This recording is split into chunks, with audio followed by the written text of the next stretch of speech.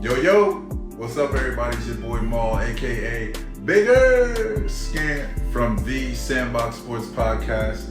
And we just left the stew, man, so that means we definitely got something dropping. This Wednesday, tap in, man. We got a new episode coming out this Wednesday at noon, and we touch base on a lot of different things. We touch base on the NFL Combine. We touch base on NFL free agency starting next week on March 13th. We talked about the draft coming up in April. We talked a little bit about the Cam Newton tussle with him and his guys, and how grown men got to do a little bit better. But before you tap into that episode, also check us out on Twitch, man. Here's what we got in store for you guys on Twitch. Boom! It is about that time, Sandbox fans. We are live on Twitch, and we are streaming games for you, whether it's Madden, 2K. You know we're here for the sports, and you know we're here for the competition. Check us out on Twitch at Big and Bigger Scant, or link in the description below. Again, that's Big and Bigger Scant, or link in the description below. Follow us so you get the notifications for when we are going, because it is here. Bigger Scant, draft day is upon us. It's upon us. And the combine just finished, and we saw a lot of cats that really performed, and some cats, not so much. But I gotta ask you, Big Scan, who stuck out the most to you? Honestly, I would have to say that this combine was a very entertaining combine. I'd say the combine that I'd liked the most, I guess, before this one was the combine with DK Metcalf and Devin White and guys like that. But this combine had some stars that I didn't know about, or that moved their projections from being a second or third round pick to maybe even floating into the first round. There were a lot of that. There was a lot of that in this combine. And, as much as I'd like to favor one, I think that I have a favorite on the offense and the defensive side. I want to be biased and say that these guys would fit the Jets, but they do not. They do not fit our needs. Maybe one, but not really, right? First guy on the offensive side of the ball was floating around being a third or fourth round pick, and rightfully so, national title winner J.J. McCarthy has sprung up draft boards, bro. And looking at his combine, as much as I'd like to defer, bro, he had a really, really good combine. J.J. McCarthy had a really, really good combine. Now, needless to say, playing quarterback is not just sitting behind in a red jersey and throwing the ball to guys that aren't being defended against. But when it comes to checking off all the boxes towards these little shits like bench press and the 40, and he didn't run the 40, but when they had him doing the passing drills, it was him, Michael Penix, and Joe Milton from Tennessee, who was really diamond cats. So JJ, for the sake of the Jets, I hope he does jump into that top 10 region, because that will only push an offensive lineman out to that 10 spot where we're going. So JJ's my guy on offense, and then I got a guy on defense too. But yeah, that's one of my guys. So here's what works for me about JJ, right? At least per everyone, the combine, he interviewed fantastically. Yeah. It had on his shoulders, yada, yada, yada. He threw really well. Also, like the way Rattler threw the ball. He's going to be a later round pick. My issue with JJ is everything that he did today, plus if you relook at his tape, would tell you that he's going to be a first round pick. Right.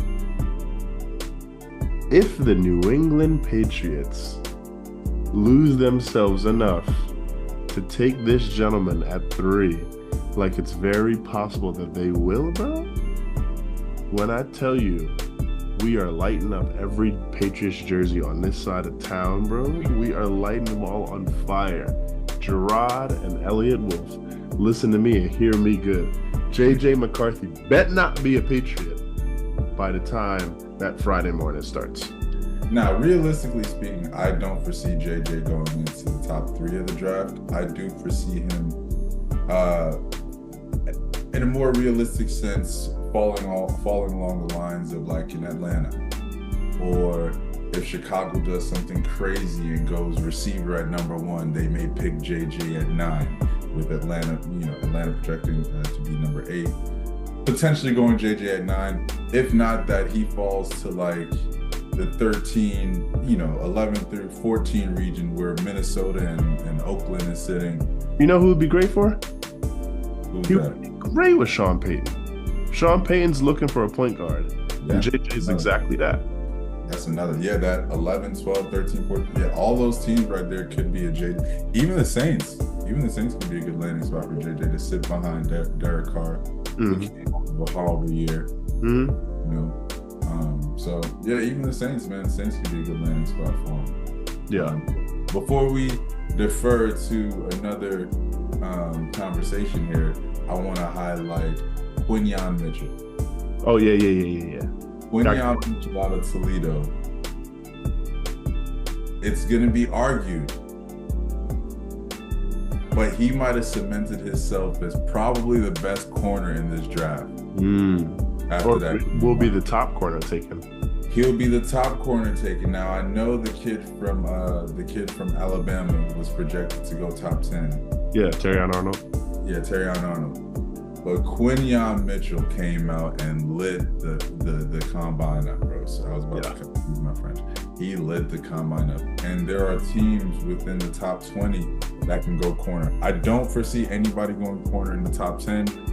Depending on who's still on the board, offensive line wise or quarterback wise, the top 15 might be a bit iffy. Yeah. When you go to teams like Jacksonville and at 17, and you go to teams like Cincinnati at 18, those are guys that need cornerback assistance. Those are guys that need cornerback help. And Quinyon Mitchell might have just paved his way into being the first cornerback taken. Yeah. I don't know. That's just my opinion. I feel like he had a really, really good combine, and he's coming out of a mid-major, which might affect things a little bit, but bro balled out. No, he's been great.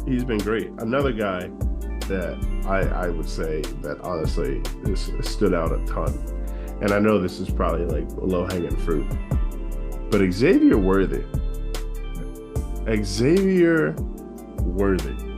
He was worthy of a day 1 or 2 pick now. And the thing that I think is the most special about the way he performed, especially in his 40 time, the guy can obviously fly. But one thing that stood out to me is the way that he ran, the way that he jumped, made me go, wait a minute, I gotta see if this cat can run routes. Because if he can, New England at 34, we need one of them. Right. We need one of them. I'll say the thing about Xavier Worthy, because I do think he's gonna land with a team like the Patriots or or the Chiefs or something. Or a team like the Chiefs, or even a team like Denver. Yeah. Don't know what they're gonna do with their receivers right now. The thing about Xavier Worthy is that his tape shows otherwise. I think with that 4.21 speed, he ended up with like maybe about 700 receiving yards, 4 touchdowns. In comparison to his peer on the opposite side, Adonai is him, who also had a decent combine running a 4.35. Yeah. Ended the season with 9 or 10 touchdowns. So yeah. Xavier Worthy, he did run his socks off. Everybody watched the combine SportsCenter highlights with him running that 4.21. But there was just a little bit more that I needed to see from him. I'm interested to see where his draft stock is currently, because the guy can fly. I think he's gonna show a lot on his pro day, but I would not be surprised if he goes round 2 or 3, day 2 guy. Who's your defensive guy? My defensive guy, other than Quinyon Mitchell, I would have to say I really like the kid. From Florida State, Braden Fisk. Braden Fisk. Yeah. That oh kid. Yeah, that's his running. Cool. And I liked his combine because if you're looking at all the guys who were going to land higher than him, the Dallas Turners, the Byron Murphys. He went out and he blew them out of the water. Yeah.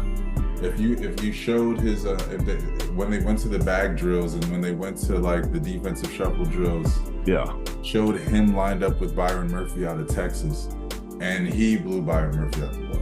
Yeah. He's like what is it, 6'5", 300 plus pounds, and he ran a 4.7. Yeah, he's a superb athlete. It was crazy. Now I don't foresee him jumping himself into the first round, but his combine on the defensive end was probably one of the more exciting combines, other than Quinyon Mitchell. Yeah, he'll be a day 2 pick for sure. Leaving that joint, because I mean he was flying, flying, and he was like, he showed a lot of bend, a lot of like all the things that you look for in a D tackle, and he was already projected to be a top 45 pick. Yeah. One guy that I had to double back for though. I saw the 40 time and I was already concerned about this for him, but when I re-looked at what he did, it was actually really impressive. Keon Coleman ran slower than he probably wanted to, and probably some people expected to. But I think the real drill for receivers at the combine is the gauntlet drill. Because the idea with it is you want to hold your line running across the middle as your quarterback's leading you. You want to be able to catch and you want to be able to maintain speed. This brother was flying during the gauntlet drill like the 40 time never even happened. And I was like, oh, and a guy like Troy Franklin, who was, projected to run faster, was bobbing and weaving throughout the line. I'm like, okay, like, and a lot of what they kept showing was last year, Puka running through the gauntlet drill, speeding through the gauntlet drill, but also holding his line. And that's where Puka made his money this year, running mesh routes, running across the middle of the field, catching and turning up the field. I was like, okay, maybe I'm too hasty on Keon Coleman, thinking that he was slow. Because I came in and saw that, and I instantly said N'Keal Harry. I was just going to say that. I know we spoke about, as we were watching Keon Coleman's highlights, I know we briefly spoke about a N'Keal Harry comparison, and you wanted the Patriots to stay far away from Keon Coleman. Yeah. I would say in-game speed versus 40 time is vastly different. Sure. But when you're expected to run between a 4.4 and maybe a sub 4.5, and you come out running a 4.7, yeah, Keon Coleman, I get it. I mean, he started, let's just go with post national title projections. He started draft boards as being the third best receiver. Yeah. With Romeo Odunze and him kind of teetering around that third best after Malik and Marvin Harrison. Right. He might have pushed himself a bit further out of the first round than we think. But I would say that he would still be a great landing spot. DK was a second round pick. Deebo Samuels, second round pick. They both pushed themselves out of the first round a little bit. And who knows? I really liked Keon Coleman. I knew we didn't have a second round pick, so I thought we would have lost him in the first round. Who knows? Maybe we're able to get back into the second and get us a Keon Coleman. Hey man, the kids are fighters, so like I'll be excited to see where he goes. But I had to rock this jersey. Yeah. Speaking of fighters, we gotta talk about the real fighters. Yeah, fighters, huh? We gotta talk about the real fighters. What do you make of the Cam Newton situation, bro? Coming from a fan, it was just a little disappointing. Coming from a fan, coming from a parent, it was just a bit disappointing. And also just speaking from the perspective of someone who has coached youth basketball. That's the thing that I wanted to stay furthest from. Getting into disagreements with other coaches or parents or referees and whatnot. And, one, as a man, I probably do respect Cam Newton for defending himself. From the perspective of a parent and a former coach, there's just no place for that. And I don't know enough of the situation to kind of depict who was right or wrong, but another man who just coached against me is walking up to me with a hood and his backpack, and it seemed hot out there. People were wearing short sleeves, and when I saw the video of what transpired, and I saw a player, for what it seemed like, go up to Cam Newton, swing at him, I was like, this is a bit too much. Yeah. Now, my level of disappointment comes from the history that Cam Newton has with disagreements at his camps. Like years back, I think like when he started this as a Panthers quarterback, maybe post MVP Cam Newton, he had gotten into an argument with like a middle schooler about why he was going to be a free agent. Right, it's like You asked. like Cam, bro, like Cam, like bro, tighten up, big dog. You said I'm rich. Right, it's like you are a household name, and because you entertain, we're all people, right?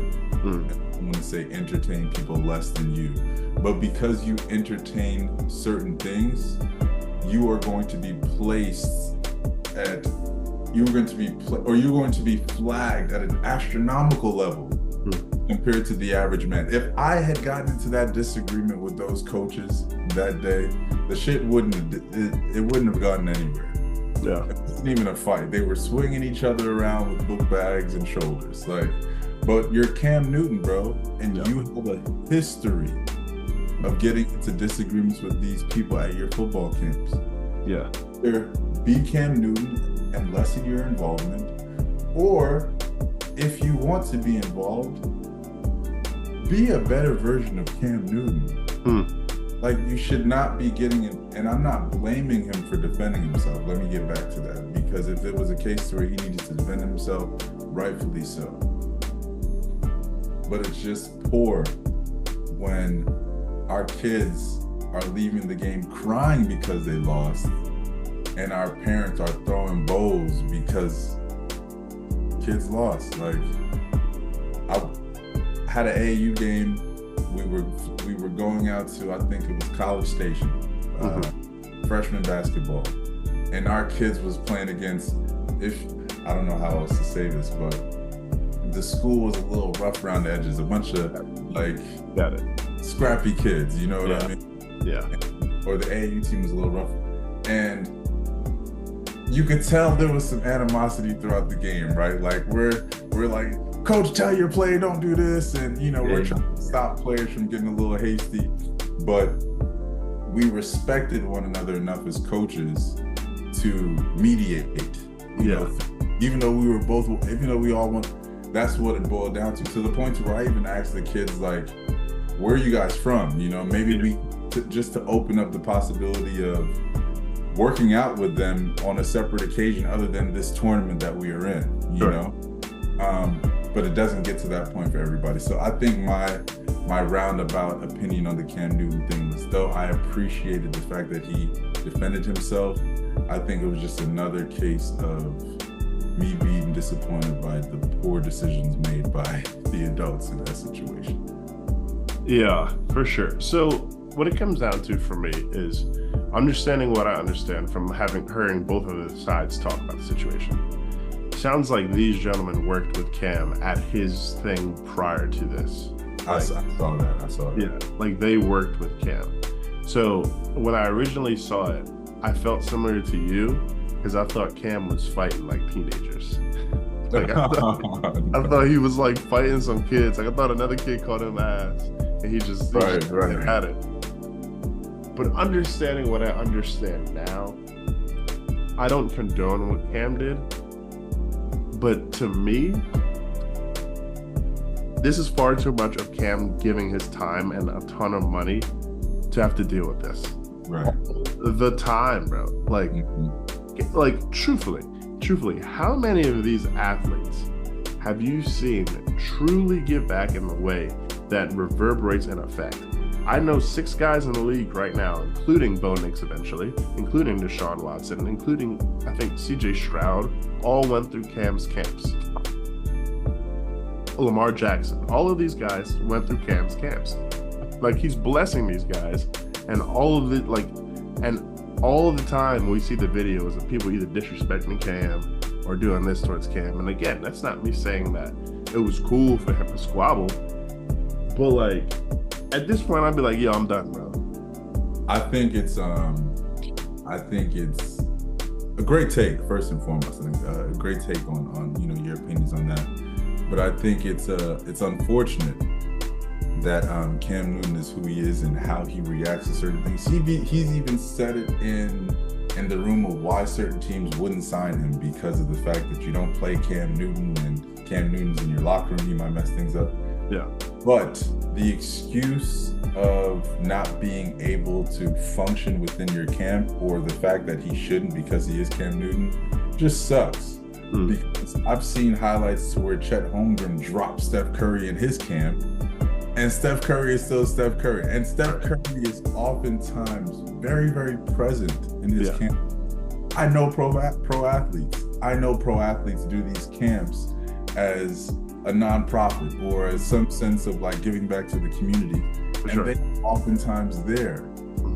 I know Cam Newton doesn't know how to separate himself from being Cam Newton, the celebrity and the superstar quarterback, than being this average guy who needs to talk shit back to people who talk shit, you know? Like, that's what separates the two to me.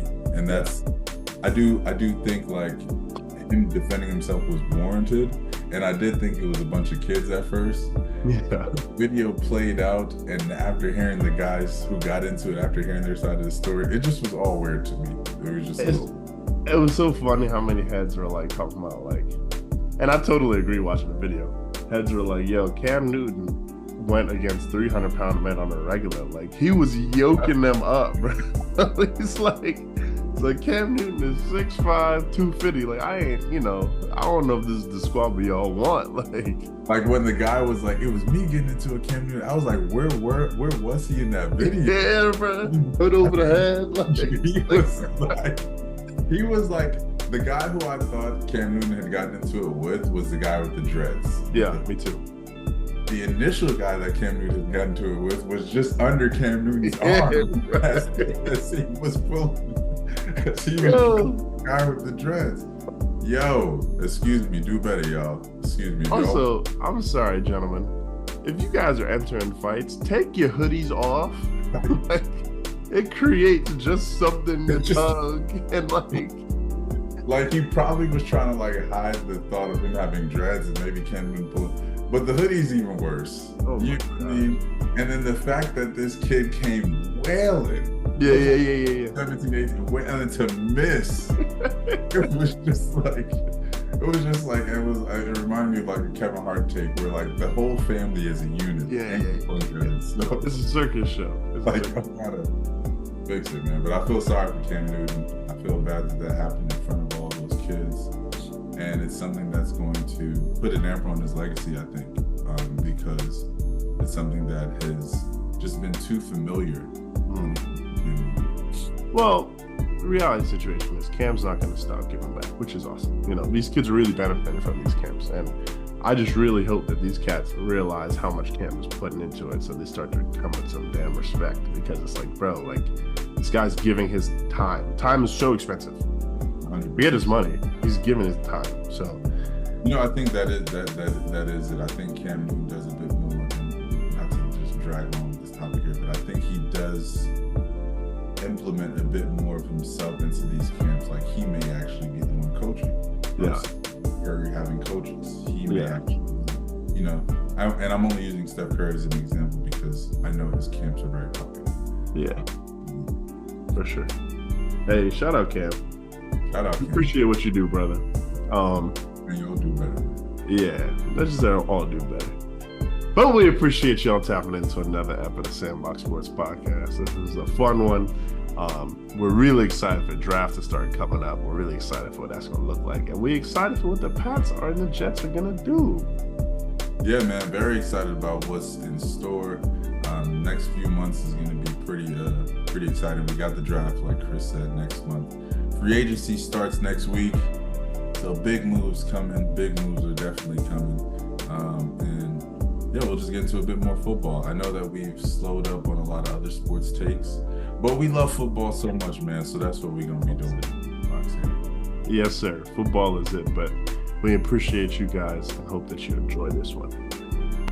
Thank you all so much for tapping into another week of the Sandbox Sports Podcast, where we hope to bring you the hottest live news and the hottest takes.